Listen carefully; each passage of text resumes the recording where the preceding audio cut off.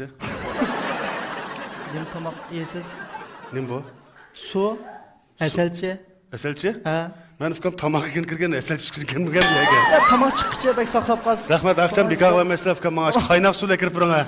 Kaynak su iç kongaltı işteptik ya ufkam. Bizden kaynak su kaynatıdığan az buzluq kaptık ya. Soğuk su olsun be ufkam. Ya turbudun su fakat çıkmadı. Şu an da mani işkeş tutsanız, hazır bir tamaktan birine deseniz, ben bir ayt dep ma şagit ballığa bir buyruq etsem. Ama bundan bir samsın bir 5 tap koysa ufkam. Samsıma ağa çıkmaydı. Ağa çıkmaydı. Ne mi çıktı ufkam? Ya samsıda başka mı ne çıktı? Mantı var mı ufkam? Mantı mı? Ha. Fakat poğlaydan bir nesli çıkmaydı mı aşkanda? Ondan başka mı da bir...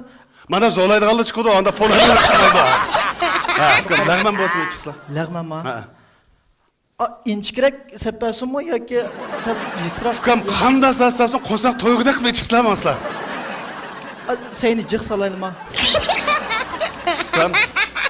Ne mi kıskırsa mı kosakın toyguksla buldu acaba? Masla. Aras ma bir şagit ballı var değil mi? Lağmen de mında taşlaydıgan çoğu. Ülepti mi? Yok. Ma kol müşedili kesilip yok doktorxan ketken şu o balı kepoç bek saklap. Onda olsa işkimiz şu doktor kalıver başbalını yoklap bir kemmelim ufkam tamam geçti ya. Başka nesini bir çıkıp böyle teyya nesi olsa. Şöyle var mı?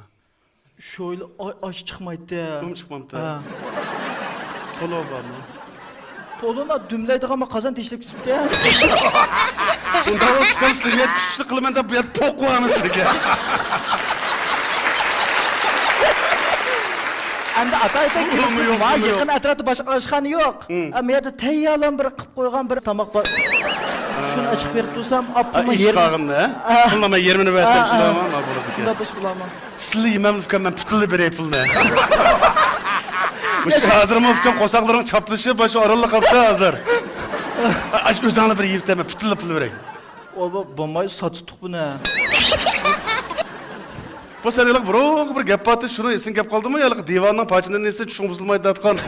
Ben yakına çüş gömdüm ufkama bay iş bağırlar ben yemisem bolu.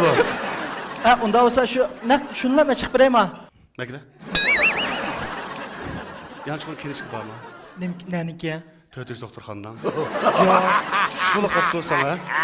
Sen az hata kırıp kapsan maçkan en yaxşısı sen tötüz doktorlar davalansan olur. Rahmet.